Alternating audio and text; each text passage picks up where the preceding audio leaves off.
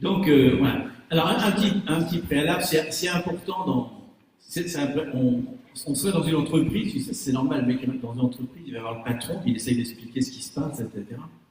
Donc, on n'est pas le patron d'une entreprise, hein. On présente Dieu, mais quelque part, on le représente carrément. Et donc, j'ai une base fondamentale avant qu'on fasse ça, et je voudrais que vous le receviez par l'esprit, pas forcément par la compréhension, peut-être ça va être un peu difficile à comprendre, mais au moins par l'esprit, et savoir si on est d'accord sur ce fondement-là. On a fait tout un enseignement à un moment où, à chaque fois, sur les 4 enseignements, on avait dit à la fin, si vous êtes d'accord sur cette base-là, et ensuite on passait à la base suivante.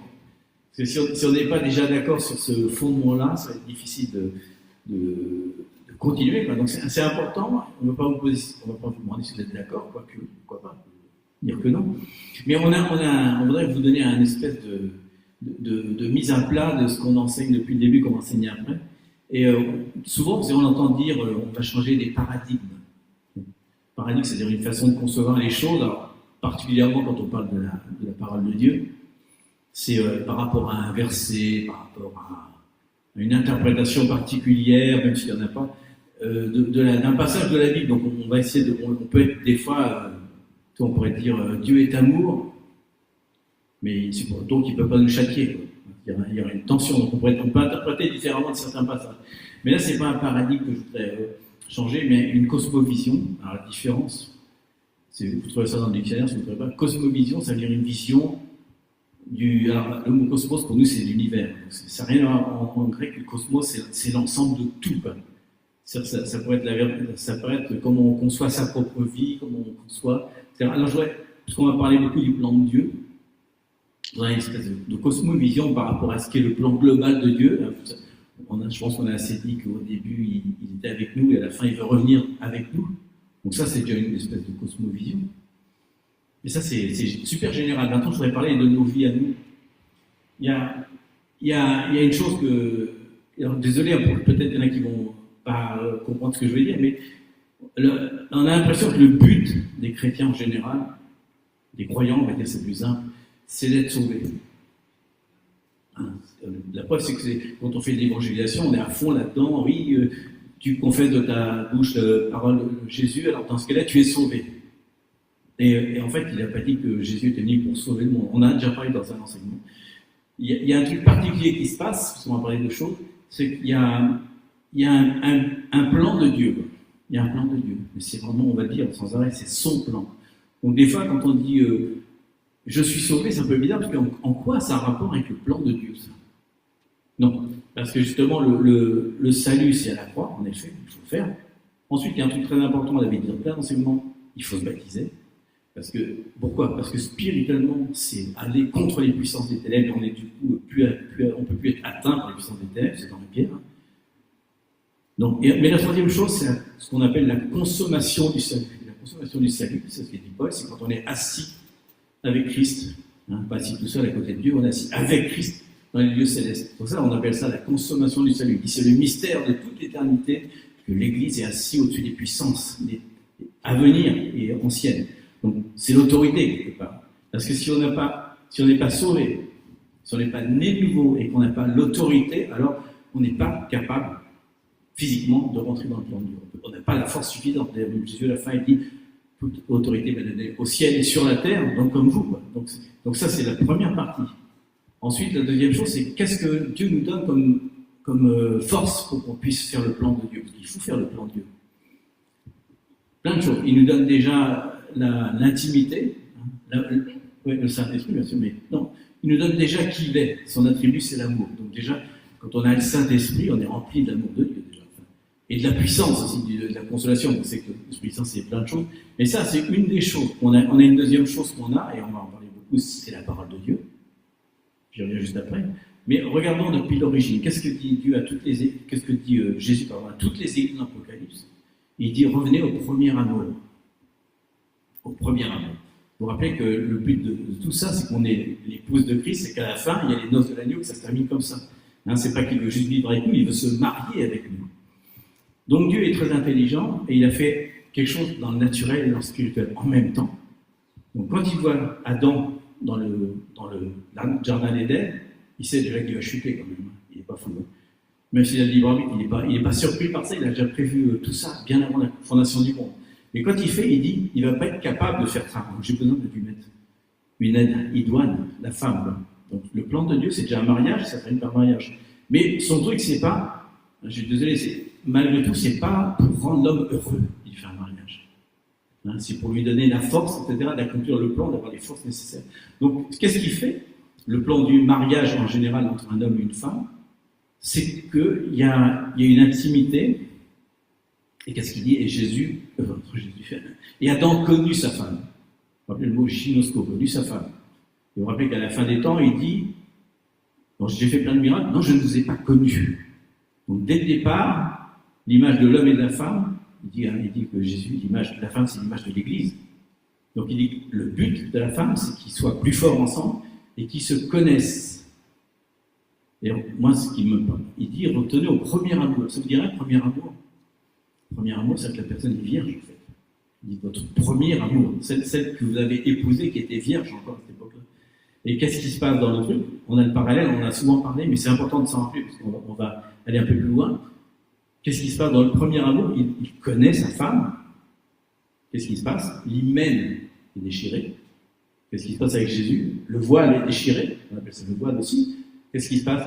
Il y a le sang qui est répandu, naturellement. Le sang est répandu spirituellement. Donc, tout ça, c'est un parallèle de truc. Il dit retournez à votre premier amour, le moment où le sang a coulé, vous avez déchiré le voile. Et le but de tout, à la fin des temps, c'est quoi? Apocalypse. Le déchirement du voile. C'est-à-dire qu'il y a un deuxième déchirement du voile qui se passe à la fin. Et qu'est-ce qui se passe à ce moment-là? Il peut enfin se marier avec son épouse. C'est-à-dire que c'est comme si Jésus, quand il se marie avec l'épouse, c'est nous du coup. On est vierge à nouveau. Et de nouveau, il va rompre le voile. Il va de nouveau nous connaître intimement.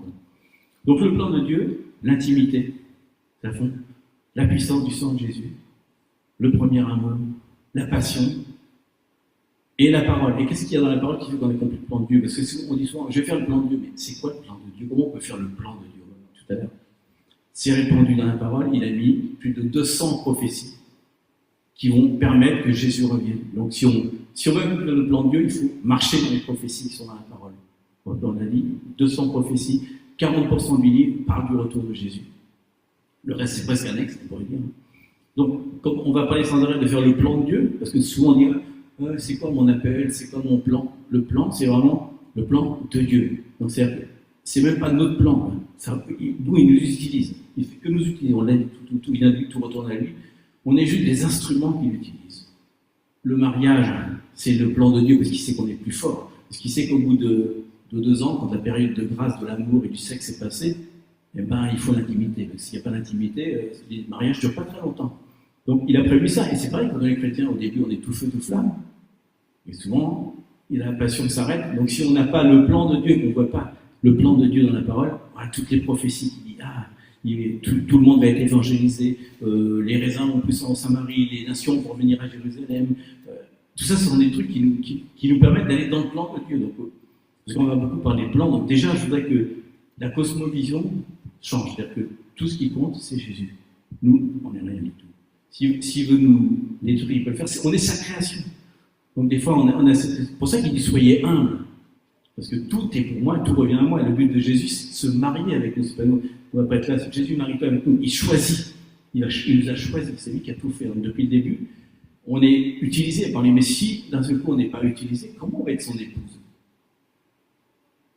Et si on n'a pas l'intimité avec lui, comment on va faire pour le connaître vraiment?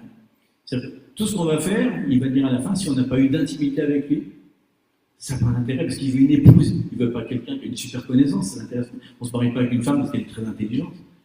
On se marie avec une femme parce qu'on veut l'intimité avec la personne. Donc, c'est-à-dire, dès le début, Dieu voit Adam et il dit non, c'est pas bon qu'il soit tout seul. Alors, il ne dit pas non parce qu'il va s'ennuyer. Non, c'est pas bon parce que sinon il n'aura pas la puissance, quoi. Ça ne va pas marcher. Et puis, sinon, comment il y aura des générations? Le plan de Dieu, c'est des générations. S'il n'y a pas de relation sexuelle, il n'y a pas de génération. Donc, il prévoit tout le système hormonal de l'homme comme un système, finalement, qui dirige lui-même, parce qu'il veut une génération. Mais finalement, si on regarde bien, cette espèce de cosmovision générale, c'est que Dieu nous a vraiment créés pour son plan, et son plan, il est déjà écrit. Donc, on ne peut pas se poser, quel est mon plan? C'est écrit. Choisis ton plan. Plutôt choisir qu'est-ce que tu veux faire dans la vie, qu'est-ce qui te branche. Parce que c'est pas les 5 ministères, ça va bien au-delà de ça. Les 5 ministères ne font qu'accomplir, c'est qu'un instrument pour accomplir les prophéties. Donc c'est important de vraiment étudier la parole dans le sens de lire ce que dit Jésus de son retour, parce qu'on est dans le moment du retour, et dire moi je marche ici, ça c'est mon truc, ça c'est vraiment mon truc. Il y a assez de choses à choisir dans la Bible. Parce que par exemple, l'évangéliste, il peut dire toutes les nations de la terre vont connaître la parole de Dieu. Ben voilà, c'est ta prophétie, ça va au-delà de l'évangélisation. Parce que c'est vraiment le plan de Dieu. Donc on va commencer. Moi je suis désolé de la longue introduction, mais on ne veut pas changer un paradigme, on veut changer une cosmovision. C'est-à-dire que tout est à lui, tout revient à lui. L'intermédiaire c'est du remplissage, c'est très long, mais c'est du remplissage malgré tout. Et ce qu'on fait là, c'est juste pour lui dire, Seigneur, voilà, j'ai accompli cette prophétie que tu m'avais donnée. Ok, j'ai fait ton plan. Et il y a des récompenses pour ça. Mais si on pense que parce qu'on va partager la parole de Dieu à son voisin, ça suffit, non, ça fait qu'une petite partie du plan. C'est comme être sauvé, c'est quelque chose qu'il faut faire, et ce n'est pas le plan. Le plan de Dieu, il est très très grand. Ce n'est pas des petites choses qu'il nous demande de faire, c'est des grosses choses, mais encore faut-il les voir dans la parole. Donc je vous encourage, quand vous lisez la parole, de toujours dire quelle est cette prophétie. Parce que rappelez-vous, la Bible n'est pas un livre historique, c'est un livre prophétique. Et dans Révélation, il dit la prophétie. C'est extrêmement important de prophétiser. Qu'est-ce que les gens ont parlé de sa part, et comment moi je m'y retrouve là-dedans. Et si on est là aujourd'hui réunis, nous, c'est parce qu'on a marché dans une vision que Dieu nous a donnée prophétique. Désolé, longue introduction, mais c'était important. Et si on ne peut pas le comprendre dans sa tête, c'est normal, il faut le recevoir par l'esprit. Aujourd'hui, on est dans une force spirituelle particulière. Kairos, il faut saisir ça. Il faut saisir.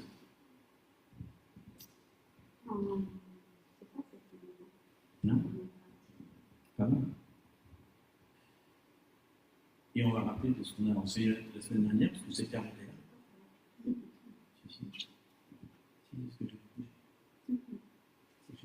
Et c'est intéressant quand on parle justement du plan du Seigneur. On commence à voir, on a trouvé ça justement dans la parole. On commence par un mariage, on va finir par un mariage. C'est le mystère que Paul nous dit que c'est l'Église et lui, Jésus. Nous, en tant qu'Église, pas en tant que croyants, en tant que vraiment Jésus prend sa place.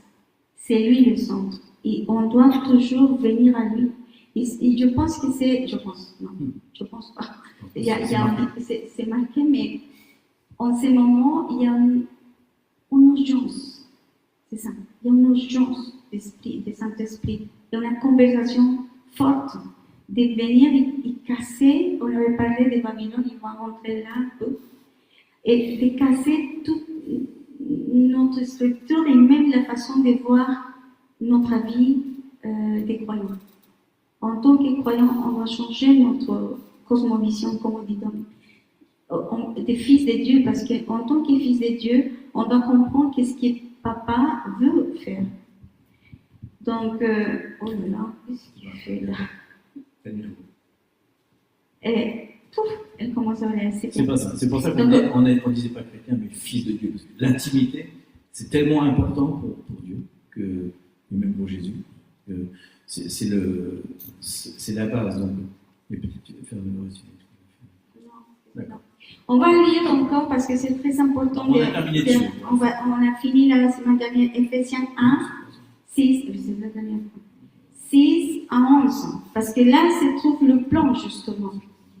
Non, c'est pas. C'est justement le verset. On va le lire tout de suite. Voilà. Ephésiens 1. De 6 à 11. Ouais. Alors, en fait, on avait terminé, je vous rappelle, on avait terminé là-dessus. On avait fait les 3 R, les 3 I, et on avait terminé là-dessus. Donc, on avait dit Éphésiens dans une version particulière. Et avant de dire ça, rappelez-vous qu'on partage sur les R. On va rectifier, on va se réaligner. Rectifier, pardon. Oula. Rectifier. Réaligner. Et redresser, comme pour les dents aussi. Pour lui, ça veut dire qu'il va mettre des appareils. Des braquettes. Des braquettes pour nous Ok. Alors, On avait des 3 I aussi. oui, et les 3 Voilà, I, inspirer, illuminer, Tout- impacter. oui, tout ça, les 3 R, pourquoi? Inspirer, illuminer et impacter. Bon, alors, Et on avait terminé là-dessus, donc pour être clair. Donc on va, si vous avez votre Bible 1, 6 à 11 de Éphésiens, alors ne vous inquiétez pas, c'est une version un petit peu différente, c'est une version un petit peu amplifiée qu'on a fait. Et ainsi, nous louons Dieu pour la grâce glorieuse qu'il a répandue sur nous, qui appartenons à son cher Fils. Il est si riche en bonté et en grâce qu'il a racheté notre liberté avec le sang de son Fils et a pardonné nos péchés. Il nous a comblés de sa bonté, accompagnés de toute sagesse et de toute intelligence. Mais Dieu nous a maintenant révélé sa volonté mystérieuse concernant Christ, qui est d'accomplir son propre bon plan. Son propre bon plan. Et voici ce plan. Ah, j'ai on va savoir. Au moment opportun, il réunira toutes choses sous l'autorité de Christ, tout ce qui est au ciel et sur la terre. Et de plus, parce que nous sommes unis à Christ, nous avons reçu un héritage de Dieu, car il nous a choisis à l'avance, et il a fait en sorte que tout concourt à l'accomplissement de son propre plan. donc, Il a dit, hein, le plan opportun, c'est de réunir toutes les choses sous l'autorité de Christ. La fin des temps, le retour de Jésus. Voilà. Point tout a final. commencé pour C'est lui, ça le plan. il va finir pour lui. C'est ça le plan. Et il n'est pas plus compliqué que ça. Dieu revient, marcher dans ce plan-là, c'est tout.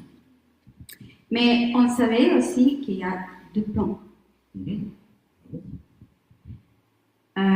Il y a le plan des dieux, et le plan s'appelle Babylone. Et on va partager des Babylones la prochaine fois, mais on va dire un petit peu, Profondément. on va approfondir un petit peu pourquoi c'est important, parce que nous appartenons à un royaume, nous, le royaume des dieux. Et dans le royaume des dieux, il y a un roi, il y a des lois, il y a des limites, il y a des commandements, il y a des bénéfices, tout dans un royaume. Babylone, pareil. Donc on ne peut pas rester dans nos chaises. Ben non, c'est pour ça que Dieu même dit qu'il ne supporte pas que nous soyons tièdes. On est froid, on est chaud. On est avec lui ou sans lui. Non, contre lui. Sans lui. Celui qui n'est pas avec lui, contre lui. Oui, c'est vrai. C'est pas... Le but de Dieu, toujours, c'est qu'il cherche vraiment d'être avec nous depuis le début. Depuis Genèse, c'est la seule chose, il a créé l'homme pour lui-même. Il a dit, bon, je fais que tout est bon, maintenant, je dois donner à quelqu'un tout ça, ce que j'ai créé, je donne l'autorité, c'est Adam. Ok? Ah. Après, comme on m'a dit, on ne peut pas être tout seul, je fais une chambre, on peut y donner Il a dit. Ouais. On remarque quand même que les 5 premiers jours, il dit c'était bon. Et quand c'est l'homme, il dit c'était bon. C'est pas qu'on dit bon. Il dit 2 fois c'est bon, il insiste. Et quand il insiste, ça veut dire que c'est super bon. Et après, il se repose. Ouais. Mais ici, beaucoup il craint un dernier parce qu'il a déjà tout créé pour nous, le soleil, la lune, les étoiles, la semence. Il veut qu'on manque de rien. Mais quand il crée l'homme, il dit waouh, c'est pas bon, c'est carrément super bon. C'est génial mon truc. Donc c'est quand même important de savoir à quel point on est important pour Dieu. Pourquoi Il nous cherche. Il ne punit pas selon nos écrits. Il nous cherche vraiment d'une façon appassionante. Ah ouais, c'est vraiment. C'est nous qui nous manquons la force. La gâche. Mais Dieu nous cherche. C'est son désir. Il ne s'arrête pas. Il dit que même jusqu'à l'extrémité de la terre, il va venir pour nous. Il va nous chercher jusqu'à là. Tu me cherches. Et quand Dieu nous a choisis, il va jusqu'au bout. Ça, c'est sûr et certain. On a parlé la semaine dernière de l'autoroute et la route, oui. Que ça coûte, mais on va trop vite si on passe pour l'autoroute. Donc, il y a 2 choses vraiment importantes quand on parle justement des bénédictions, de rester dans le royaume de Dieu. Si on reste avec sa couverture, il va nous garder, c'est tout le verset qu'il a dit.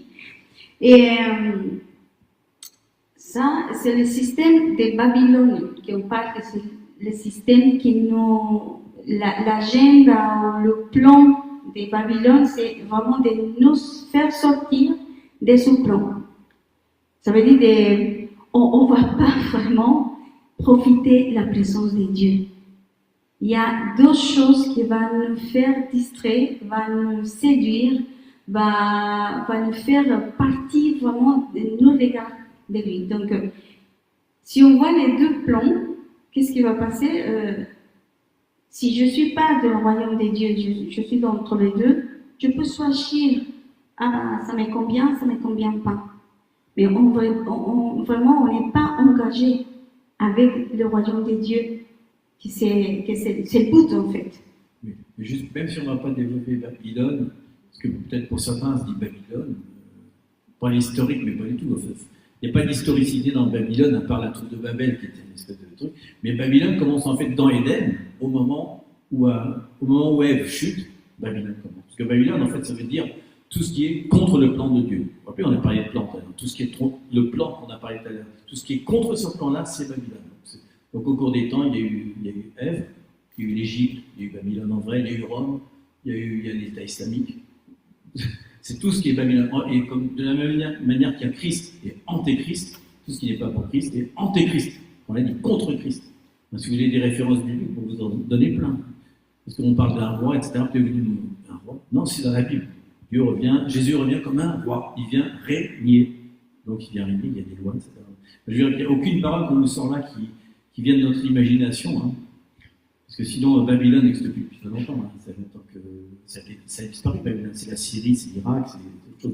Mais c'est pour dire que le plan de Dieu, c'est soit on est avec Dieu, mais complètement dans son plan, soit on est dans Babylone, soit on est carrément, peu importe la petite chose qu'on n'est pas, on est dans Babylone dès qu'on est contre le plan de Dieu.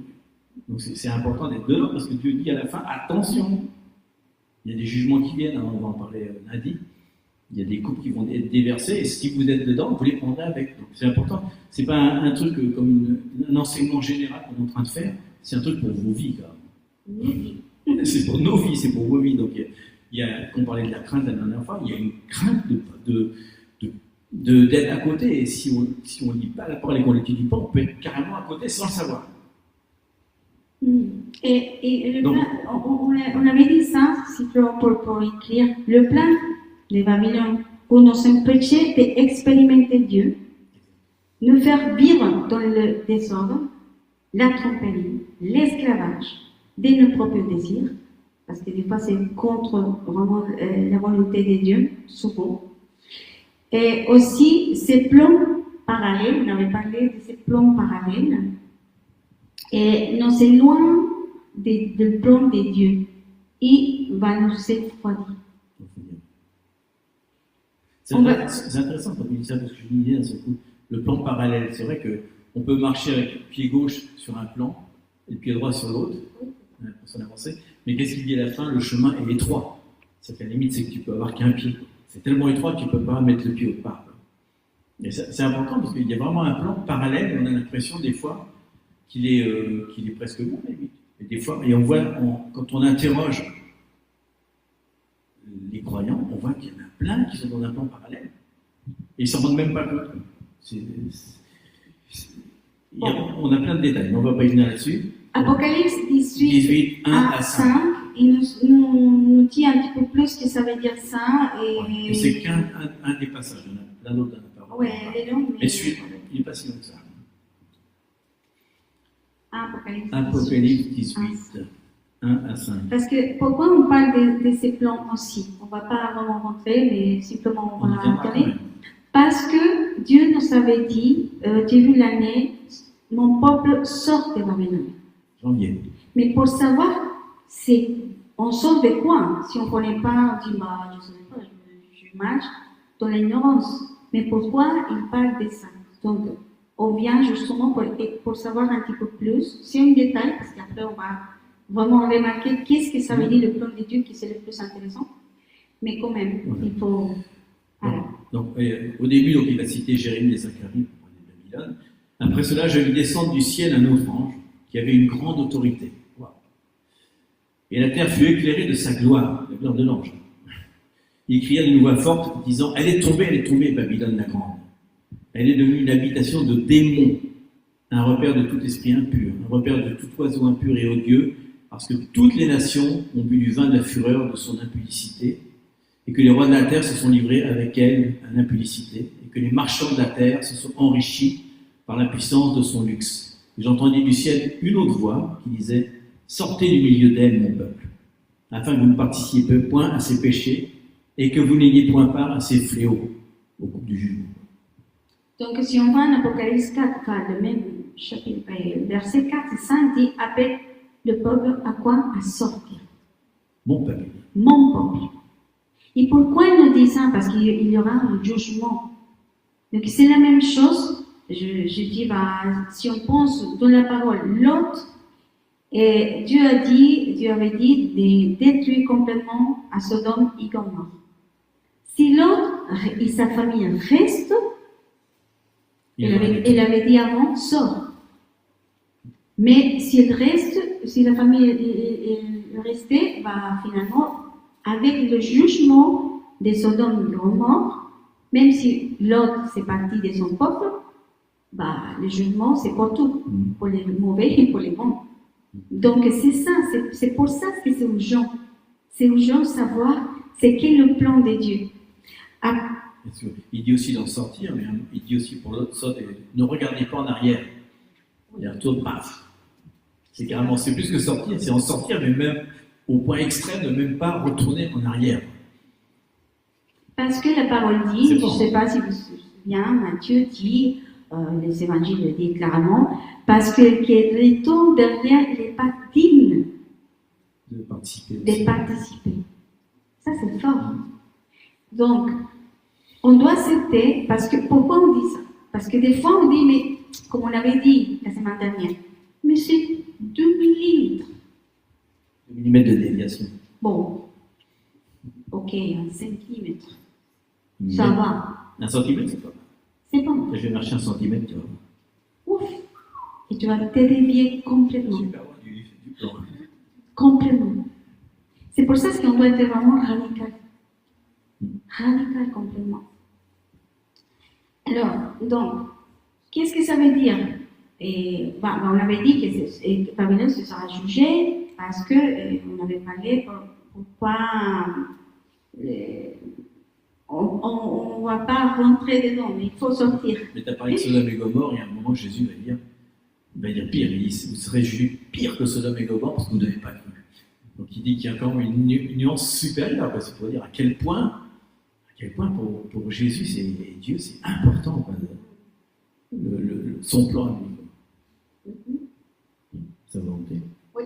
Donc Dieu veut que nous on accepte sa volonté, de marcher dans la volonté de Dieu, de vivre pour Dieu chaque jour de nos vies. La volonté c'est parfaite, même si des fois on ne le comprend pas. Mais obéir, et marcher avec lui, c'est la priorité. Parce qu'il voulait vraiment, il veut vraiment rester avec nous, il veut vraiment manifester à travers de nous. C'est lui qui nous invite en plus à participer de ses plans, à être avec lui. C'est pas suffit de chercher, de faire plaisir. Il y a d'autres amours que pour faire plaisir. Des fois on dit, ça me tombe bien, je me sens bien. Oui, mais c'est futile au final. Au final, vous pouvez faire plein de choses dans votre vie, mais vous arrivez chez vous et vous êtes vide. Et c'est ça les désirs de notre cœur. Mais qu'on vive la volonté de Dieu, Dieu nous donne une force. Qu'on marche sur le plan de Dieu, peu importe ce qu'on fait, c'est pas de faire des choses, mais on le fait vraiment, lui et le centre, qu'on marche et on ne se fatigue pas. Il y a toujours une joie, et on parle de la joie, c'est pas la joie superficielle. C'est une joie constante, c'est une joie qui rentre.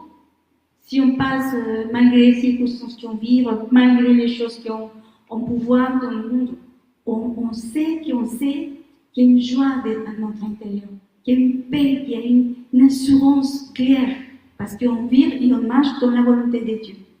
Si on est entre les deux, il y a toujours une angoisse. Et toujours, il y a quelque chose qui ça ne marche pas. C'est pour ça qu'il y a la semaine dernière, la dernière question. Est-ce que nous sommes ici? Mais est-ce que notre corps est ici? Ce n'est pas un endroit, je parle avec le Seigneur.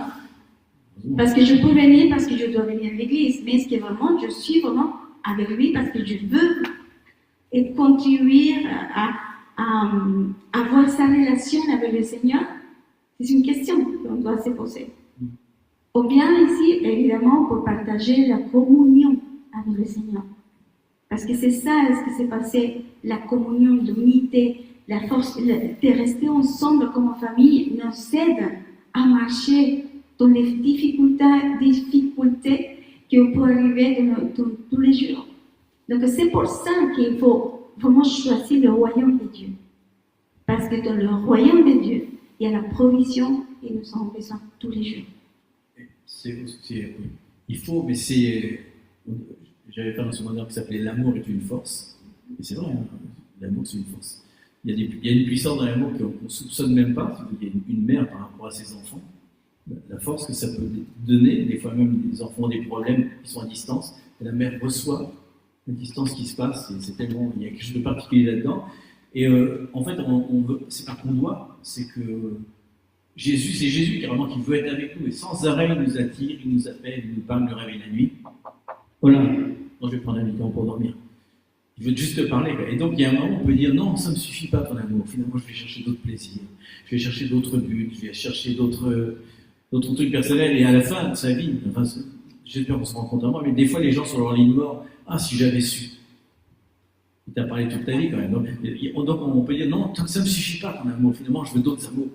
Ça m'intéresse plus les plaisirs du monde, ça m'intéresse plus. Et on se rend compte que tout est vain et qu'il n'y a rien qui peut être aussi fort que la puissance de la présence de Dieu. Quand on est dans la présence de Dieu, on a dit il y a guérison, il y a la joie, il y a la force, il y a l'amour. Mais je dis, il faut vraiment, des fois on dit oui, mais j'ai pas. Il y a des choses qui nous manquent. Est-ce que tu es vraiment dans la présence de Dieu ou est-ce que tu es à 90%? Le truc, Dieu ne demande pas 90%, il demande 100%. Parce que déjà, il dit quand il est chaud et froid, bon, dès que tu es à 90 degrés, tu es chaud, dès que tu es à 89, tu commences à être un petit peu froid. Ça, c'est le début, hein. Donc il demande, et ça paraît extrême, certains vont dire ouais, c'est une secte. Bon, voilà. Mais c'est vraiment ça. Ils disaient quoi? Jesus Freaks, ils les appelaient comme ça, les hippies disaient ça.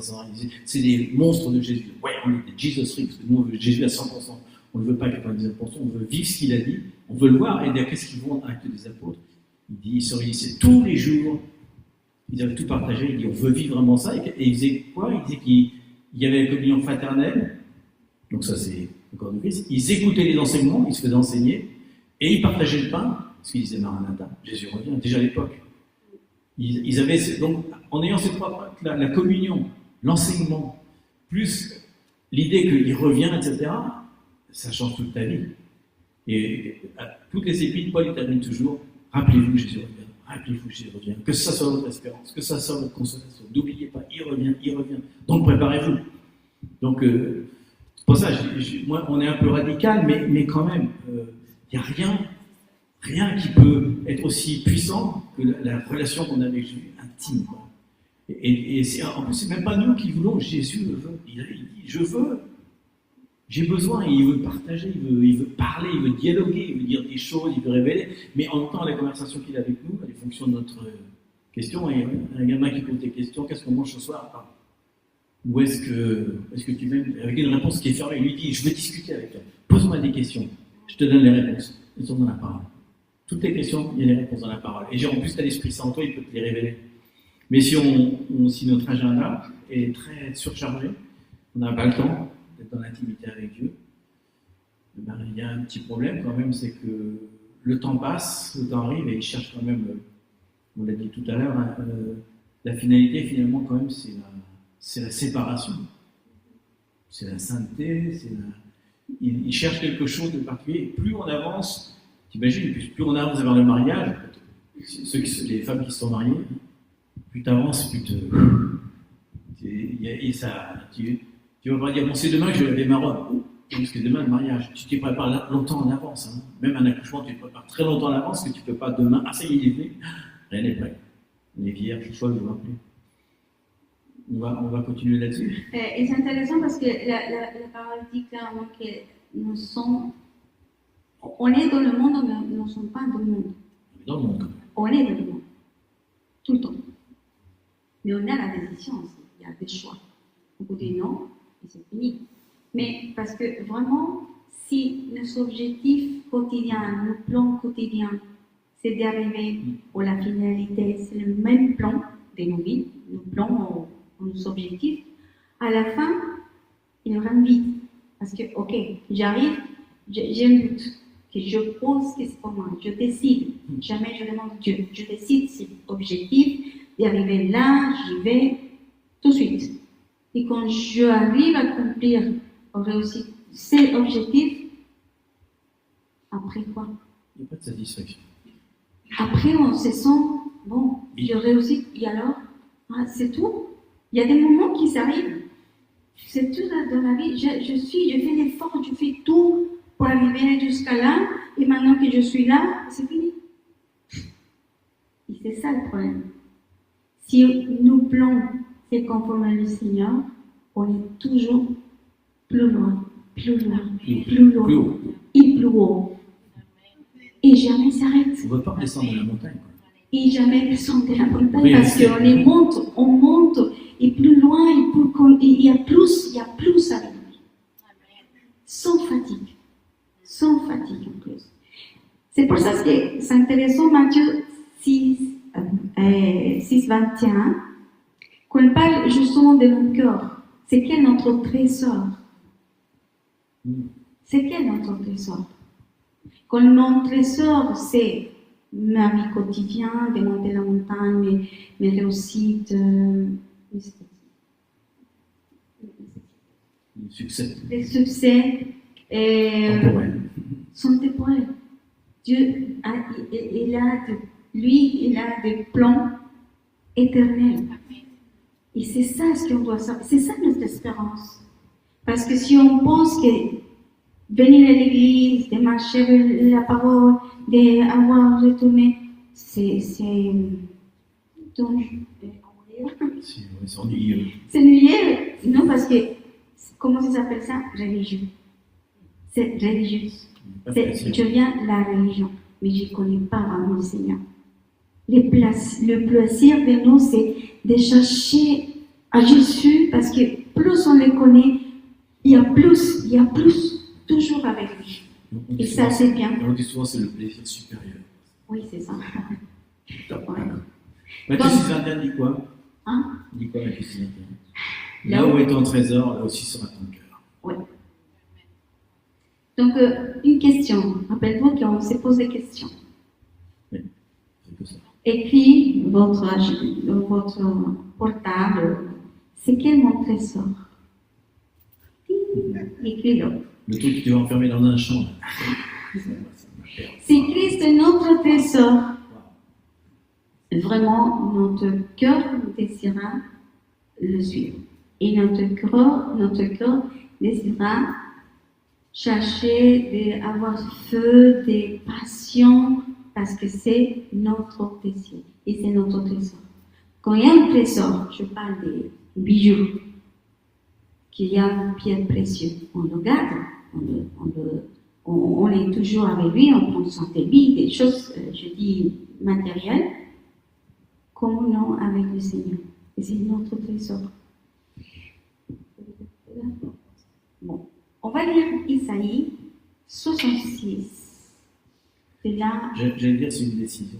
C'est une décision. Mais c'est pas facile de dire une décision parce que il y a une chanson qui dit ça, comment je peux te faire m'aimer si tu m'aimes pas? Je n'ai pas de moyen de dire aime-moi, non je t'aime pas. Donc c'est vraiment c'est pas une décision, c'est qu'il y a peut-être on peut se poser la question, parce que des fois on peut se poser la question, c'est qu'on n'aime pas la présence de Dieu. Peut-être. Parce que quelque chose nous a blessé ou je sais pas quoi, mais il ne peut pas nous forcer à l'aimer. On ne peut pas que c'est une décision parce qu'on ne peut pas se décider. On ne peut pas dire tiens je vais aimer cette personne. Non, c'est même pas une décision, c'est quelque chose du cœur. Parce que en même temps, plus on est avec une personne, plus on la connaît, plus on va l'aimer. C'est difficile aussi de. Donc oui, c'est passer du temps quoi, pour apprendre à le connaître. Je crois qu'au bout d'un moment, Dieu va se faire connaître, quoi. Dieu va finalement. Mais si on passe très peu de temps, comment on peut dire je ne l'aime pas? À la limite, on ne le connaît pas. Qu'est-ce que c'est intéressant parce que si Christ vraiment c'est notre trésor, lui-même nous va aider à nous approcher de lui-même. Parce que c'est lui le premier, donc il le C'est fait. lui qui nous a mis le premier. Ouais, C'est pour ça qu'il a fait ça, il nous a mis le premier, parce qu'on n'était pas capable nous-mêmes de Non. l'aimer comme ça. on n'est pas capable. Ésaïe 66, 1 à 2. Ainsi parle Ainsi, parle le pasteur, l'Éternel. Si, là c'est moi qui parle. Ainsi parle l'Éternel. Le ciel est mon trône et la terre mon marchepied. On aime bien ce genre. Quelle maison pourriez-vous me bâtir et quel lieu serait celui de mon repos? Car toutes ces choses, c'est ma main qui les a faites, et ainsi elles sont venues à l'existence, dit l'Éternel. Mais voici à qui je regarde, à celui qui est humble et qui a l'esprit contrit et qui tremble à ma parole. Vous tremblez de joie, c'est ça? On avait parlé justement de la crainte. La crainte vient pour connaître, Ouais. sa parole et à lui. Donc, il dit au début, c'est quoi vos œuvres? À quoi ça sert vos œuvres? Vous pouvez construire quoi? Tout vient de moi, tout revient à moi, c'est moi qui ai tout fait, etc. Par contre, votre disposition d'esprit, ça oui, ça m'intéresse. Parce que justement, le système babylonique travaille l'orgueil, l'arrogance, la tromperie, D'ailleurs, je vais le citer parce que c'est intéressant pour continuer là.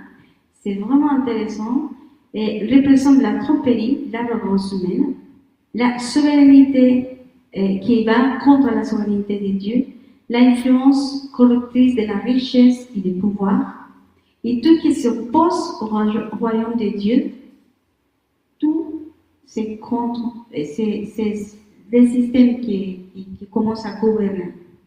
Ça gouverne nos pensées, notre manière de vivre. C'est pas une citation qu'on a fait comme ça, c'est juste c'est des versets bibliques. Oui. On peut avoir tous les versets bibliques. Mais après, on va partager ça. On peut les parce que partager. c'est pas- Et c'est important toujours de se baser sur ce que dit la parole. Pas sur nos grandes phrases et nos idées, on peut faire de super phrases. Et ce qui est intéressant dans Isaïe, on parle que de lui, c'est le trône. Donc, on doit positionner, oui, Dieu. Des fois, on est des potes. Et non, Dieu est souverain, Dieu est Dieu. Et des fois, on peut manquer le respect à Dieu souverain. Il est proche, mais en même temps, il y a un honneur pour lui. Donc, il est très très proche avec nous, mais en même temps, on doit lui donner l'honneur. C'est ça la crainte. Et on est aussi à côté de lui quand même. Et on est avec l'autorité à travers de Jésus. Mais il cherche jusqu'à aujourd'hui où il habitait. Il a dit, je cherche où je peux me reposer. Est-ce qu'on prépare vraiment une maison pour lui? Et la maison, c'est nous. Évidemment, c'est une communauté, on prépare une communauté afin que lui règne. Mais est-ce que nous, personnellement, dans nos familles, chez nous, on prépare vraiment un endroit où il peut se reposer? C'est une question. On va lire Agé 1. Comment Dieu a utilisé ses prophètes et ses paroles est valable jusqu'à aujourd'hui encore. Et c'est Dieu qui encore nous dit exactement la même chose. Il nous dit justement pour nous préparer. C'est long. C'est un peu long, Mais c'est très bien. mais on va le lire quand même et on va vous laisser là ce texte qui vous puissiez vraiment rentrer, le lire, demander au Seigneur qu'est-ce que ça veut dire, qu'est-ce que tu veux me parler avec ces textes. Rien à faire, c'est bien. Mais on va lire, on va le lire. Agé 1, de 1 à 13. Et putain, moi, je vais juste une piste par rapport à ça, si on risque de passer quand même à côté, c'est qu'à l'époque, toutes les maisons sont construites en pierre, en Israël, c'est toujours le cas. Sauf le temple qui devait être construit en bois. Mais du coup, le bois c'était très très très cher, il n'y en avait pas. Il fallait faire venir de très très loin. Pour dire, quand il parle du bois, c'est carrément, c'est comme si tu détournais un lingot d'or. C'est pas que tu détournes juste une matière. C'est pour ça qu'on va mieux comprendre le texte qu'on va lire ça. Il y a du bois qui est arrivé, et il n'est pas arrivé où il devait arriver. Et ce qui est intéressant, parce que pour nous, le bois, le huile, pour nous c'est normal parce qu'on vit avec ça. Tu vas au Mais supermarché, là-bas, du bois, alors, quand on était en Israël, par exemple, on a vu que les maisons sont en pierre, toutes. Aucune maison existe en bois, en vrai. Donc, c'est pour ça que Dieu dit ça. C'est important de voir le contexte, pourquoi il le dit. Agé 1 à 13. Alors, on pourrait sauter le début, c'est la seconde année du roi Darius. Ouais. Bon. Ainsi Mais on va lire quand même. Le premier jour du 6e mois, la parole de l'Éternel fut adressée par Agé, le prophète, à Zorobabel, fils de Shealtiel, gouverneur de Juda, et à Josué, fils de Jotsadak. Donc Josué et Zorobabel. Le souverain sacrificateur, hein, en ces mots. Ainsi parle l'Éternel des armées, cette fois-ci.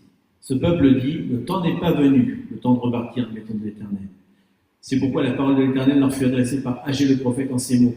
Est-ce le temps pour vous d'habiter vos demeures lambrissées, quand cette maison est détruite, le temple, ainsi parle maintenant l'Éternel des armées. Considérez attentivement vos voies. Considérez attentivement vos voies. Vos voies. Une parole qui est dans tout Soulignez ça. On fera un exemple, on que là-dessus. Vous semez beaucoup, mais vous recueillez peu. Vous mangez, vous n'êtes pas rassasiés. Vous buvez, vous n'êtes pas désaltérés. Vous êtes vêtus, mais vous n'avez pas chaud. Le salaire de celui qui est à gage tombe dans un sac percé. Pardon, ça. Ainsi par l'Éternel des armées, donc considérez attentivement vos voies. Encore. 10. Deuxième fois. Montez sur la montagne, parce que les temples étaient construits sur des lieux hauts. Montez sur la montagne, apportez du bois et bâtissez la maison. J'en aurai de la joie et je serai glorifié, dit l'Éternel. L'Éternel peut avoir de la joie. J'en aurai de la joie, je serai glorifié, dit l'Éternel. Vous comptiez sur beaucoup et voici que vous avez eu peu. Vous l'avez rentré chez vous, mais j'ai soufflé dessus. Pourquoi, dit l'Éternel des armées? À cause de ma maison qui est détruite. Tandis que vous vous empressez chacun pour sa maison, c'est pourquoi les cieux vous ont refusé d'arroser, et la terre a refusé ses produits. J'ai appelé la sécheresse sur le pays, sur les montagnes, sur le blé, sur le mou, sur l'huile, sur ce que la terre peut rapporter, sur les hommes et sur les bêtes, et sur tout le travail des mains. Zorobabel, fils de Shealtiel, Josué, fils de Jotsadak, le souverain sacrificateur et tout le reste du peuple, entendirent la voix d'Éternel leur Dieu, et les paroles d'Agé le prophète, selon la mission qui lui avait été donnée, l'Éternel leur Dieu. Et le peuple fut saisi de crainte devant l'Éternel. Agé, envoyé de l'Éternel, dit au peuple d'après l'ordre de l'Éternel, je suis avec vous, dit l'Éternel. Donc on voit que ces messages confrontent vraiment les priorités mal orientées du peuple de Dieu. C'est pour ça que c'est intéressant qu'on va faire un plan, et Dieu prépare son plan, il est déjà son plan. On s'aligne, est-ce qu'on doit regarder, c'est des questions qu'on doit se poser, c'est quelles mes priorités en réalité? Aujourd'hui, c'est quelles toutes les priorités? Donc on voit Agé. On voit déjà que le peuple de Dieu il avait des priorités qui étaient mal orientées, parce que dans ce moment, ils ont carrément volé le bois qui avait été donné pour faire le temple, ils préféraient leur propre maison. C'est tellement rare d'avoir du bois, ça va être chouette avec du bois, des lambris comme ça partout, c'est très beau. Donc ça veut dire qu'ils l'ont vraiment fait, quoi. Ils ont vraiment détourné ce qui devait revenir à Dieu, c'est pour son lieu de repos, ils ont carrément insulté quelque part. Et on voit que, si on prend au niveau spirituel dans nos propres vies, on voit qu'il y a on travaille beaucoup, mais ça ne suffit pas. Les récoltes ne vont pas, il n'y a pas la rosée, on se satisfait de plein de trucs, mais ça ne nous désaltère pas, ça ne nous donne pas la nourriture qu'il nous faut. Il n'y a pas de fruits. Bien sûr, c'est quelque chose de réel à l'époque, mais pour nous qui le voyons après, c'est une application spirituelle que quand on suit ses propres désirs, les désirs de ce qui est contre Dieu, on n'est jamais rassasié. Et quand en plus, Dieu permet comme ça une sécheresse pour qu'on ait encore plus soif, peut-être. Il permet une famine pour qu'on ait encore plus faim. Mais il y a toujours cette solution. Hein. Il leur dit faites ce que je vous avais dit, et alors je serai dans la joie et je serai glorifié en plus. Et alors, bien sûr, il y a tout l'inverse. Et on voit après le peuple, il est dans la plénitude, il reçoit tout, etc. Donc, dans l'obéissance à ça, être dans le plan de Dieu, dans le plan de Babylone, il y a une récompense, et dans l'autre, il y a une sécheresse. Et justement, Dieu, dans ces passages, c'est une question jusqu'à aujourd'hui qui insiste et persiste, c'est vraiment que le royaume de Dieu est, si je peux dire ça, c'est une loyauté totale. Je vais dire à André, c'est intéressant parce que quand on voit l'armée, par exemple, tous les soldats, tout ça, il dit je donne honneur à ma patrie. Je donne toute la fidélité à mon patrie. Je meurs pour mon patrie. Et tout ça, c'est comme ça. Donc pour nous, doit être comme ça. Je donne tout pour le royaume de Dieu. C'est mon roi. Je donne tout pour mon roi. Ma priorité, c'est mon roi. Et c'est ça aussi, c'est comment construire notre propre vie. Comment est-ce qu'aujourd'hui, on construit, avec quel matériel on construit notre vie tous les jours. Tous les jours. c'est que la vérité des citoyens du royaume, c'est de connaître tout le royaume.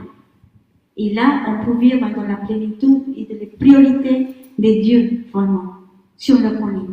Parce qu'on va s'aligner, c'est pour ça qu'on parle de la réalignation ou de redresser le chemin, c'est de faire ces bilans de nos vies, de dire, oh, attends, c'est qu'aujourd'hui, si je regarde mes priorités, c'est toujours moi, d'être plaisir pour moi, d'être moi. Oh Dieu, quel pourcentage de ma vie le appartient au Seigneur? Parce qu'on peut dire, bon, servir au Seigneur, c'est rester dans l'église, laisser mon travail et c'est tout. Ben non. C'est d'être vraiment 100% fils de Dieu ou l'endroit de nos amis, d'être la lumière, de ne pas dire des méchancetés, de dire la vérité, de ne pas être double visage ou hypocrite ou de ce type de choses. Ce sont des petites choses qui habitent dans nos vies, qui sont ces petits renards, qu'on peut dire, on s'est habitué à vivre comme ça. On s'est habitué à vivre comme ça, et c'est pas ce que dit la parole, c'est pas ce que Dieu veut que nous soyons. Donc ça, c'est ce qu'on parle de la radicalité de nos vies. D'être sincère, d'être dans la vérité, de tout ce que je suis, tout ce qui passe, parce qu'on vient de dire encore, c'est lui qui nous a donné, tout revient à lui. Et c'est ça son royaume. Comment est-ce que vraiment le premier apôtre, il y a eu un mouvement tellement fort, surtout, évidemment, c'est Dieu qui l'a permis, mais nous aussi, on doit s'aligner à ça, à son plan, de prendre des décisions dans nos vies. Et quand on prend des décisions, la décision, c'est l'obéissance en fait. On prend la première pas et le Seigneur fait le reste. Avant la décision, Dieu est quand même gentil, il nous dit 2 fois. Hein. Ah oui. Il donne un conseil quand même, considérez attentivement vos voies. Il a dit 2 fois dans ces passages. Je vous engage à lire plus 30, c'est intéressant. Mm-hmm. Il y a ça aussi, dans Proverbe 4, 26 et 27 aussi. De regarder attentivement vos voies, de marcher ni à gauche ni à droite, etc. Mais c'est pas tout à fait le même mot qui est utilisé. Dans Proverbe, c'est le mot nifler. Là, c'est vraiment regarder avec attention, attentivement. Donc il nous demande de faire un bilan. Mm-hmm. Et c'est important parce que Dieu c'est un Dieu des bilans. Il faut toujours qu'on fasse des bilans. c'est comme je dis souvent, c'est le bilan. En fait, il faudrait le faire tous les matins. En fait, il faut le faire tous les soirs. Il faut fermer la journée, on a regardé tout ce qu'on a fait pour pouvoir voir ce qu'on a fermé. Je dis ne vous couchez pas sur la colère, c'est un des trucs, mais ne vous couchez pas sur un truc que vous n'avez pas terminé, je vous avais dit de faire. Mais je dis ça souvent, c'est un peu comme la vidange. C'est un truc qu'il faut faire. Et si on ne le fait pas, on a l'impression que c'est pas important, mais le jour que tu es sur l'autoroute, la voiture, ça marche plus. Donc c'est un tout petit truc, mais il faut le faire tous les jours. Donc je pense qu'il faut se trouver un moment quelque part pour dire je vais considérer attentivement mes voies d'aujourd'hui.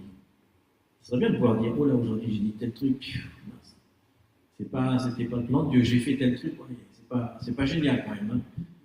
Et c'est un peu ça la repentance au sens que c'est pas dire ah mince j'ai fait ça, ça veut dire faire demi-tour.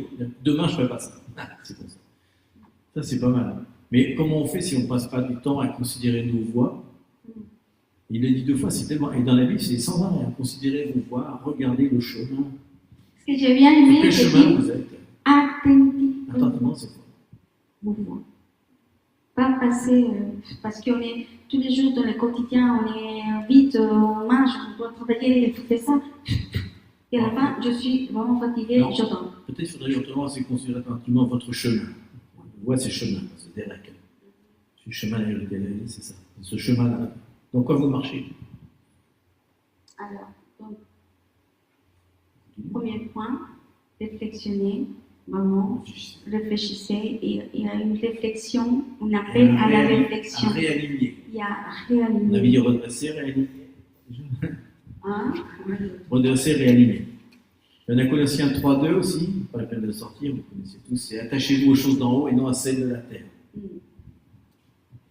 Ça aussi, c'est ce qu'il leur dit, hein. Ils sont en train de construire leur propre maison, il dit, et ma maison à moi, qui est en haut, sur la montagne, vous en faites quoi? Donc, la première chose, vraiment pour vous rester, parce qu'on parle des femmes, c'est vraiment des changements et Changement de direction, de direction, mais du cœur. on doit commencer par le cœur. Le cœur, c'est la première chose, parce que le cœur, c'est ce qui dirige. À droite, déjà, la parole est claire qu'on dit que le cœur est le mentor, le guide, et des fois, c'est pas le bon sens, c'est pour ça. Et si on se laisse guider le cœur à ce que le Seigneur nous dit, et à ce que le désir de Dieu va nous aligner clairement, comme on avait parlé tout à l'heure. Le trésor du Seigneur, donc si mon trésor dans mon cœur, c'est le Seigneur, Dieu même va nous dire. C'est important parce que des fois, Il nous va montrer sa volonté. comme il parle de voie et de chemin, on a l'impression que c'est redresser en fait notre chemin au sens comment je marche, dans quoi je marche. C'est dans nos œuvres, pratiquement, dans quoi je marche. Donc il dit c'est redresser votre cœur. Si tu marches là avec ton cœur autre part, non, mais on peut faire ça dans la vie. C'est l'histoire du père qui disait à l'enfant, tu sais, qui était assis, il dit à son fils qui était assis, il dit lève-toi maintenant. Il dit non. Puis il dit lève-toi, non. Il dit non, je ne me lèverai pas. Puis à la fin, à force de le menacer, il se lève. À force de le menacer, quoi. Il dit papa, je suis debout, mais en fait, je suis dans mon cœur, je suis assis. Et des fois, on est comme ça. On obéit, on marche bien dans les œuvres, mais notre cœur, il est quand même autre part. Et à la fin, il y a une super distension et il dit, j'ai fait toutes les œuvres que tu m'as dit. Il regarde le cœur, oh, je te mais connais ton pas. cœur n'y était pas. Je te connais pas. Donc j'en sais rien. Je te Toutes connais tes pas. œuvres sont inutiles. Donc il ne dit pas considérer nos voies, il dit considérer les voies de votre cœur. Donc la première chose, c'est changer son cœur. Et Matthieu 6, 33, il dit cherche d'abord son C'est ma royaume parole. et sa justice, et toutes ces choses Nous serons donnés vous seront données par ce cœur. par sur. C'est ma phrase vraiment. C'est C'est la la première phrase que j'ai entendue de la part de Dieu. Ouais, c'est complet. Auditivement, je l'ai écrit sur un papier. Alors, je n'avais jamais lu la Bible de ma vie. Il m'a donné cette parole-là. Donc, chaque fois que je la lis, ça me rappelle un truc vraiment particulier. C'est ma parole à moi, ça. Oui. Mais justement, parce que le plaisir, c'est le royaume de Dieu. On vient, qu'est-ce que c'est un royaume? Il y a des délices dans le royaume de Dieu. Mais on doit la chercher. C'est ça, Le royaume et la justice. et la justice. Et le peuple, vraiment, de Dieu, qui marche dans la paix, dans le plan du Seigneur, et d'abord, quand la révélation de voir que c'est quel le plan de Dieu, qu'on trouve dans la parole, c'est ça ce que tu dis, qu'est-ce qui se passe? Il y a un choix. Donc, moi, Diana, je me réaligne à ce que tu dis. Si tu n'aimes pas ça, tu ne le fais pas parce que tu n'aimes pas. Donc, c'est ce qu'on dit tout à l'heure, c'est un choix, mais c'est une décision d'abord. Des fois, on ne comprend pas tout, mais l'obéissance, c'est important dans le royaume de Dieu. On peut obéir sans savoir tous les détails, mais le premier pas qu'on donne, on va voir agir le Seigneur. Et on va voir comment le Seigneur va se manifester dans le premier pas. Après, c'est lui qui va faire, il nous va enseigner, et on va voir la puissance et la manifestation de Dieu. Mais la première chose, c'est d'écouter pour obéir à ce que Dieu nous dit. Parce que des fois, le fait d'obéir tardivement, C'est déjà désobéir. déjà c'est de la désobéissance. Obéir, c'est immédiat, instantané. Tu écoutes de la part de Dieu, tu fais, et après, tu verras la manifestation du Seigneur. Parce qu'il va donner les choses qui te manquent. On doit se vraiment aligner avec lui. C'est pour ça. Et c'est important d'obéir, c'est important d'obéir rapidement parce que si quelqu'un te dit bouge, tu ne bouges pas, t'as un piano qui tombe sur la tête. Non, il y a des fois, c'est comme ça. C'est parce que Dieu, c'est maintenant, c'est super rapide. Il n'y a pas vraiment de temps de décision, comme un enfant qui va mettre sa main sur le truc qui chauffe, tu enlèves, tu ne vas pas laisser. Il y a des moments comme ça, c'est important. Et moi, j'ai appris ça quand on faisait le truc du SAMU. Hein. Quand tu sauves des gens, ils disent la première chose, c'est sécuriser l'endroit. Vous n'allez pas mourir avec la personne, c'est bête. La personne est tombée d'un échafaudage, il dit premièrement sécuriser l'échafaudage avant d'essayer de sauver la personne, sinon elle va tomber sur la tête. Comme en avion, mettre son masque d'oxygène. Donc c'est important. Il y a en effet des temps que Dieu dit à certaines périodes de nos vies qui doivent être tout de suite. C'est pas demain ou après-demain. Et c'est là qu'on revient un peu la cosmovision. Je reviens un peu dedans. Ce qu'on parle de là, ça pourrait l'impression que c'est pour notre vie maintenant, ce qu'on dit là. Mais pas du tout. C'est un objectif éternel. Si on fait ça, c'est pas pour que notre vie, jusqu'à ce qu'on se termine 90, 95 ans, 90 ans, Alors, 100 ans. Hein, 100 ans. Et à la fin, c'est juste pour ça. C'est que j'ai marché, comme il dit, hein, il dit quoi, il dit, j'ai couru la bonne course, j'ai pas battu dans l'air, etc., pour arriver à la fin, parce que à la fin, il dit, je sais qu'après cette vie-là, il y a des récompenses. Donc ce qu'on fait là, c'est même pas pour notre vie, notre petite vie qu'on va vivre chrétienne, etc., c'est ça. Nous, on vit l'éternité après. Donc ça, c'est les plans de Dieu, en fait, ne sont pas des plans pour la vie terrestre, ce sont des plans carrément pour l'éternité. Donc tout ce qu'on fait maintenant a une répercussion dans l'éternité. C'est-à-dire qu'on sera sauvé, il n'y a pas de problème. On sera bien avec Dieu, mais on n'a rien à faire. Donc il peut s'ennuyer. Ou alors on va faire des toutes petites choses. On va dire, mince, je pensais que j'allais faire des plus grandes choses. Et quelque part, c'est pas de l'orgueil, mais Dieu veut qu'on fasse des grandes choses. Il y a des plans au-delà de ce qu'on imagine. Il dit, vous demandez, grossez le pas, parce que vous ne demandez pas assez. Il dit, c'est le pouvoir qui est au-delà de ce que vous pouvez imaginer, carrément. Donc, c'est tout ce qu'on dit là, si on le prend juste intellectuellement pour se dire, c'est pour moi maintenant, aujourd'hui, le 15 mars, dans la petite église où on est là, et pour ma vie toute petite, non. C'est même pas, c'est le plan de Dieu, c'est pas le plan de l'homme, en fait. Dieu a un plan, et il veut l'accomplir, mais c'est un plan énorme. Et si on arrive à penser que c'est un truc éternel, je pense que ça peut nous motiver un petit peu à se dire, c'est vrai que des fois on se dit, oh, pour le peu qui me reste à vivre, à quoi ça sert? J'ai 95 ans, il y a une chanson de la Forestier, à quoi ça sert tout ça pour le peu qui nous reste à vivre? Mais non, justement, il n'y a pas le peu qui reste à vivre. Non, la vie, c'est vrai, elle est très courte, mais après, elle est énorme. On passe énormément de temps avec le Seigneur après, donc c'est un peu dommage. C'est pas le moment où on peut être amoureux. Une fois que tu es marié, c'est pas là que tu peux tomber amoureux. C'est avant. Donc en fait, c'est une préparation à une chose d'éternité. Donc je dis à la fin, c'est plus facile des fois de pardonner quand tu dis, mais attends, ce truc-là, c'est un truc pour maintenant qui dure 10 secondes, alors que nous, on va vivre pour l'éternité. Tout ce qu'on n'a pas accompli dans ce truc-là va nous empêcher d'entrer dans une récompense, dans quelque chose de particulier que Dieu a promis. Tous les matins, je me dis, maintenant, c'est un truc d'éternité, c'est pas un truc de... On s'en moque des différents 3-4 ans qui nous restent à vivre, ou 20 ans, ou 50 ans, peu importe. C'est un tout petit ce qu'on dit là, en fait. Tout petit. C'est tellement grand le plan de Dieu. C'est jusqu'à l'éternité, on va l'accomplir. On ne va pas finir. Ah, c'est pas fini après. Donc c'est pour ça qu'on doit se préparer, parce que la mort, il a vaincu. On n'a pas la mort. On n'a pas la mort. Mais on a l'amour. Voilà. Il n'y a pas la mort. Alors, on a fait une petite phrase. C'est là qu'ils font des jeux. Parce que justement, c'est ce qu'on dit, on s'est marié pour l'éternité. Chaque fois, on découvre des choses avec l'autre.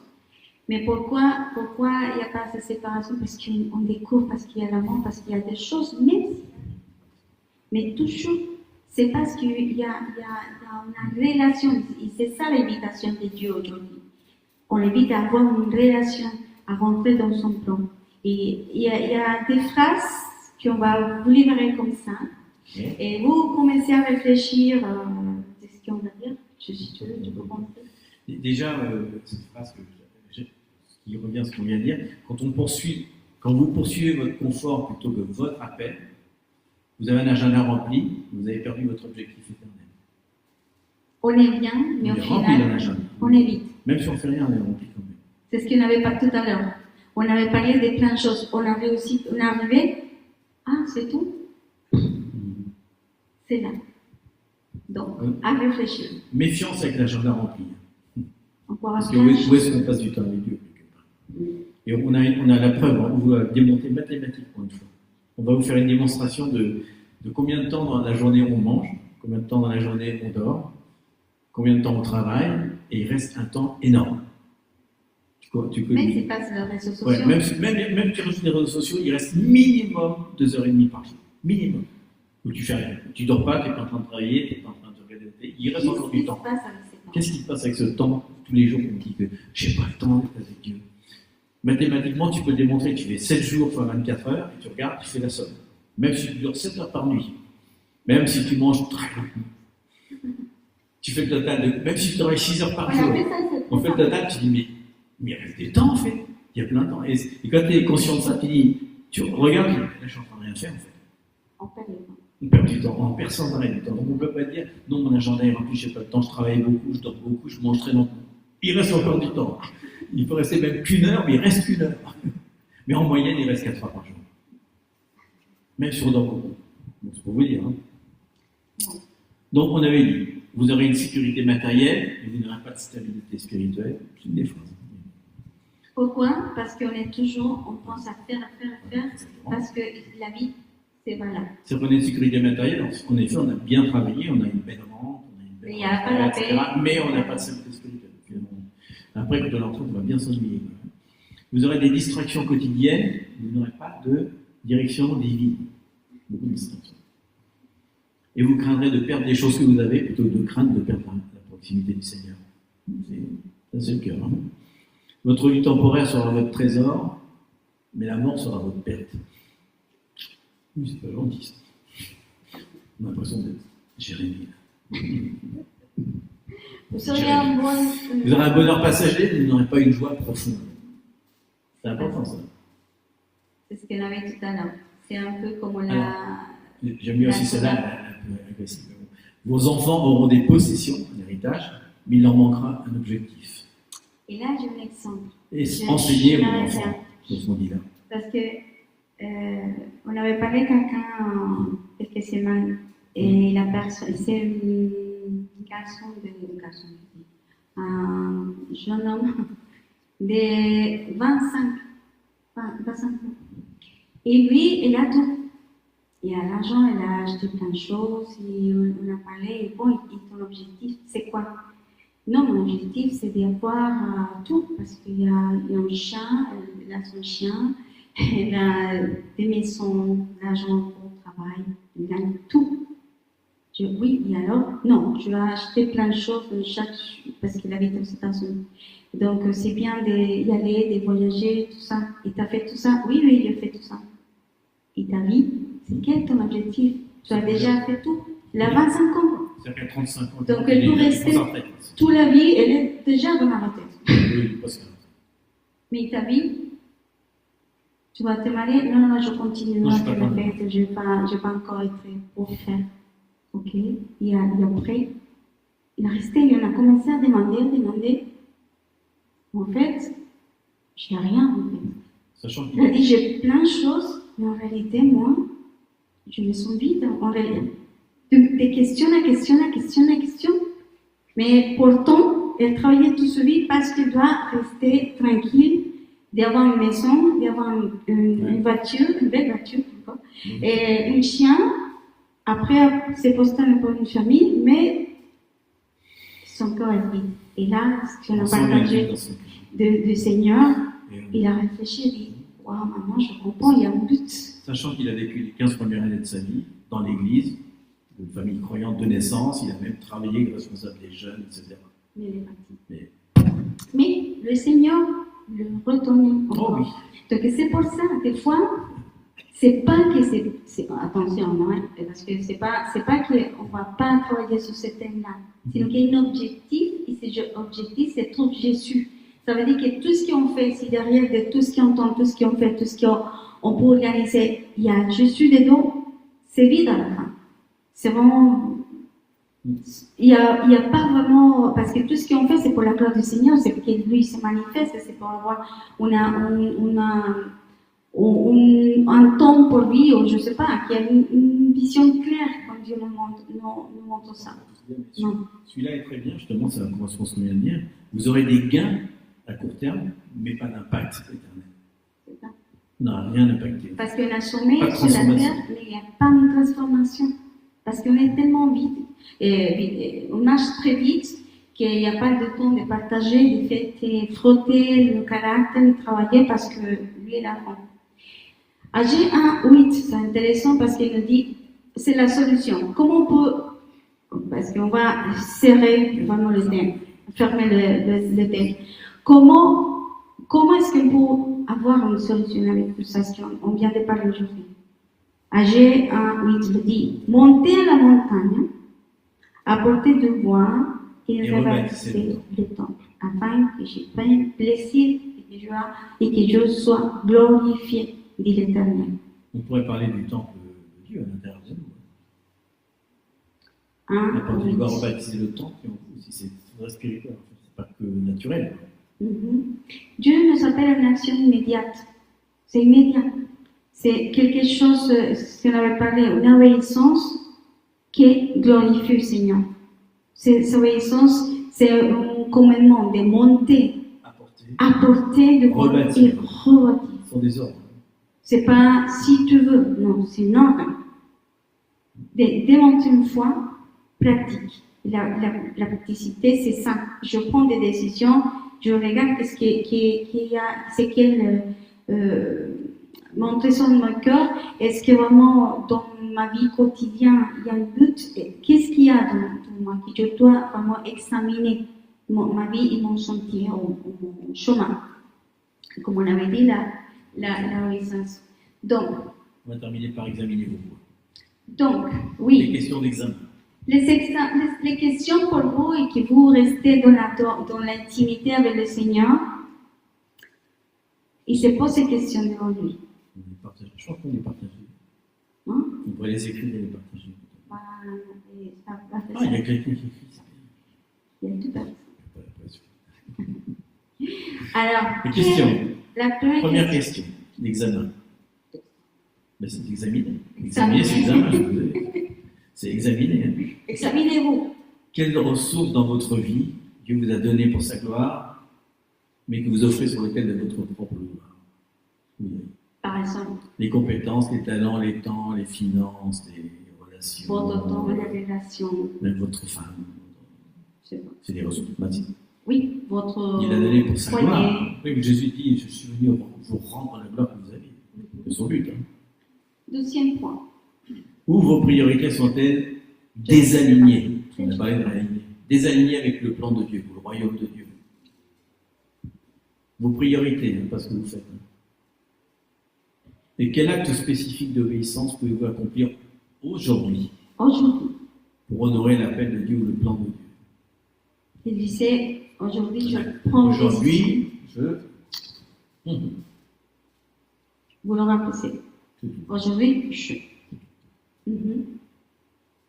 Donc, Dieu nous appelle pas simplement à le louer, mais Dieu veut que nous collaborons avec lui pour son plan. Et ça doit être vraiment notre plaisir de collaborer à son plan, de nous voir dans la parole et dire « Ah, je me trouve avec ça. Je suis d'accord, donc je rentre à ce que Dieu m'enseigne. » C'est important, je trouve. Ça me parle personnellement. Où est-ce qu'on est désaligné? Oui. Comme désaligné, c'est un peu comme un jeu d'échecs. Les pièces avancent sur un certain ordre, tu peux pas. Le fou ne peut pas faire un truc qu'il ne peut pas faire. Il y a un jeu quelque part, et des fois on peut être désaligné. Il dit non, tu n'es pas à ta place. Tu ne joues pas la bonne partie. Échec et mat, on la fait quand même. Donc c'est important parce qu'on se désaligne facilement, parce que souvent c'est ce petit truc qu'on a. Le petit désalignement, c'est le petit centimètre qu'on a pris quelque part. Et Jésus donne ce conseil, retourner au chemin ancien. La repentance, finalement, il dit que c'est faire demi-tour. Des fois, c'est retourner en arrière pour voir à quel moment on a pris un peu le chemin parallèle. C'est important parce que si on ne s'en rend pas compte, parce qu'il dit bien, considérez attentivement vos voies. Je pense qu'une fois qu'on l'a vu, on peut dire, ouais, c'est là. C'est là que dans ma vie, ça a changé. J'étais pas comme ça avant. Et le premier amour, c'est un peu ça. À quel moment on a perdu le premier amour? À quel moment la passion s'est arrêtée? Et c'est facile parce que presque toujours, il suffit de voir, c'est toujours un peu comme la personne dont on parlait, quelque chose dans l'église qui l'a sorti parce que le pasteur a fait tel truc. Il avait le pasteur en tant qu'il blessé. Il faut demander repentance au pasteur, c'est pas Dieu. Le Seigneur est mon pasteur, le pasteur n'est pas mon Seigneur. Donc c'est important parce que souvent c'est une déception. Ouais. Et c'est pareil dans le naturel, quand à un moment on est déçu par. À quel moment on a arrêté d'aimer sa femme? Parce qu'il y a un moment elle a dit tel truc. C'est comme si l'amour dépendait des circonstances. Le prochain aussi. Ouais, des fois avec les autres aussi. Et donc c'est important des fois si on est désaligné, c'est de dire à quel moment je me suis désaligné. Quoi. Mais il y a un espoir. Le Seigneur a le même verset. Je suis avec vous. Je suis avec vous. Et lui est avec nous. Et notre objectif fondamental de notre vie en tant que fille de Dieu, c'est d'avoir en intimité avec Dieu et de vraiment être, que lui soit notre plaisir. Super. De toutes choses. Parce que au final, Le design de Dieu, c'est d'habiter avec nous et parmi nous, de rester avec nous.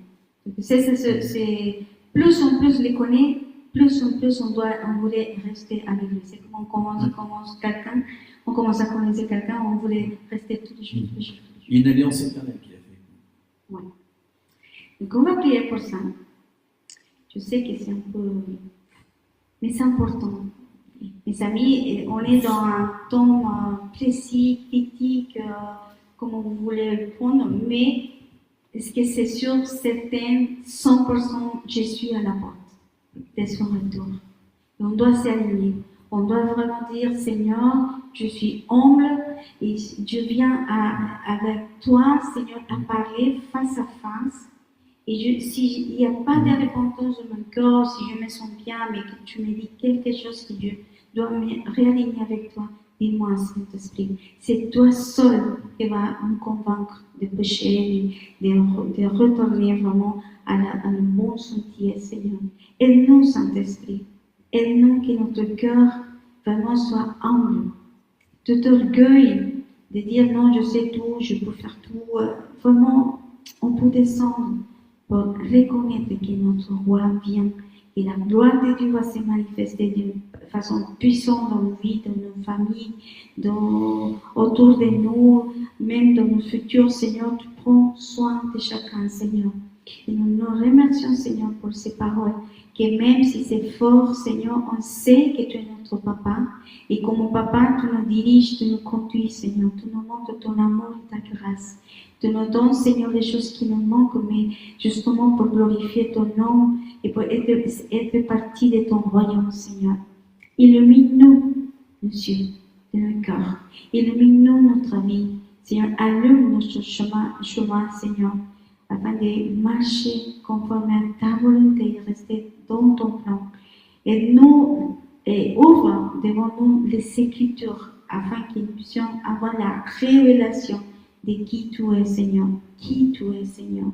Ne sois pas vraiment comme un dispensateur de bénédictions, que simplement on vient pour recevoir des bénédictions et tout ce que nous voulons avoir, mais qu'il soit le contraire, que tu sois vraiment le centre, la priorité, nous regarde. Et que si c'est le moment de nous réaligner, aide-nous à être obéissants à ce que tu vas nous dire dans notre intimité, Seigneur. Au nom de Jésus. Je voudrais vraiment prier vraiment pour que chacun, vraiment aujourd'hui, ne reçoive pas comme une information, mais vraiment qu'il puisse sentir dans son esprit qu'il y a vraiment un objectif d'éternité dans sa vie. Moi, de regarder aux choses de la terre, mais vraiment qu'on ne dise pas cette parole comme si c'est juste une parole, mais vraiment qu'on regarde vers les choses d'en haut.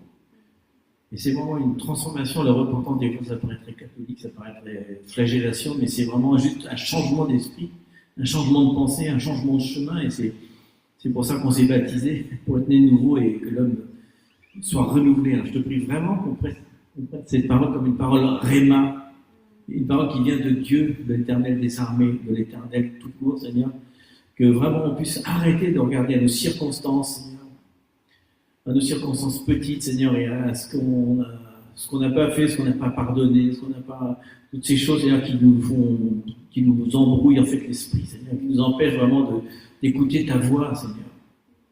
Ta voix, Seigneur, ta douce voix, Seigneur, il y a vraiment tu parles, Seigneur, on l'a dit, tu parles, même audiblement, tu peux parler, Seigneur, mais encore faut-il que nos oreilles soient ouvertes. Il y a une chanson qui dit, il y a un son dans le silence, et c'est vrai, Seigneur. Il y a trop de bruit, trop de parasites, trop de choses qui nous empêchent de recevoir, Seigneur, ce que tu as pour nous, Seigneur. Et en fait, c'est même pas pour nous, c'est pour toi que tu l'as. Parce que c'est ton plan, Seigneur, c'est ton propre bon plan. Tu dis, c'est un propre bon plan. Il est bon, ce plan-là, Seigneur. Et si tu as créé l'homme et que tu as dit que c'était bon et même très bon, c'est parce que tu lui donnes la capacité, la possibilité. Et aujourd'hui, vraiment, c'est pour ce qui était hier, on en a parlé, c'est un jour spécial, aujourd'hui particulier, marqué dans le temps et dans l'espace, Seigneur. Il y a un moment où la décision qu'on va prendre aujourd'hui, Seigneur, de voir où on était désaligné, va avoir des conséquences éternelles. C'est vraiment un temps kairos, parce que si on ne peut pas le saisir dans le naturel, qu'on pense que c'est juste des paroles, saisissons-le par l'esprit, passons pas à côté, Seigneur, alors que le cycle va changer bientôt. on va rentrer dans une nouvelle porte et quelque chose de nouveau complètement, Seigneur, qu'on ne passe pas à côté, Seigneur, et qu'on ne soit pas têtu, Seigneur, encore une fois, de ne pas vouloir obéir, Seigneur, d'être distrait, encore une fois, Seigneur, concentre-nous, qu'on puisse considérer attentivement, mais vraiment attentivement nos voies, dans quoi on marche. Et Seigneur, vraiment, c'est un appel, c'est pas un appel pour les couples, c'est un appel pour les personnes. Chaque personne est concernée, Seigneur. Chaque personne individuellement a une responsabilité avec le Seigneur. Une responsabilité qui est une responsabilité juste de passer du temps amoureux, Seigneur, de passion, Seigneur. C'est pas une charge, Seigneur, c'est un joug léger que tu nous donnes, Seigneur. Et on veut vraiment quitter justement ce joug pesant, Seigneur, de la semaine, Seigneur, ou de la journée qu'on a eue, Seigneur, pour rentrer dans la joie du Seigneur, Seigneur. Et de rentrer vraiment dans... ça devrait être un jour de joie tout le temps, Seigneur, parce qu'on est sauvé, on a une position, on a un but, on a un plan, on devrait vraiment sauter de joie, Seigneur, toute la journée, Seigneur, comme les veaux, comme on disait, qui sautaient de joie, Seigneur. Et des fois, on est tellement dans la tristesse, dans la fausse humilité, des fois, dans cette espèce d'hypocrisie de la vie, qui est de l'hypocrisie du monde, Seigneur, et tu nous demandes d'être vrai, Seigneur. Dans la vérité, Seigneur. La vérité, Seigneur, c'est qu'on a tout, Seigneur. On a vraiment tout, Seigneur. Il n'y a rien qu'on n'a pas, Seigneur. Et c'est un cadeau immérité, c'est la grâce et la miséricorde qui est sur nous et qui nous accompagne tous les jours de notre vie, Seigneur. Alors, aujourd'hui que nous sommes dans ton temple, quelque part, Seigneur, on veut faire comme David, on veut dire j'ai envie de rester dans ce temple tous les jours de ma vie, Seigneur. Et la grâce et la miséricorde vont m'accompagner, Seigneur. Merci, Seigneur, pour toutes ces promesses, Seigneur, ce d'abat, Seigneur, que déclarées sur nos vies et qui s'accomplissent maintenant, Seigneur, dans ce temps si particulier où tu es à la porte, Seigneur. Et où on espère, Seigneur, te voir vraiment face à face, Seigneur, réellement, Seigneur. Merci pour l'éternité, Seigneur.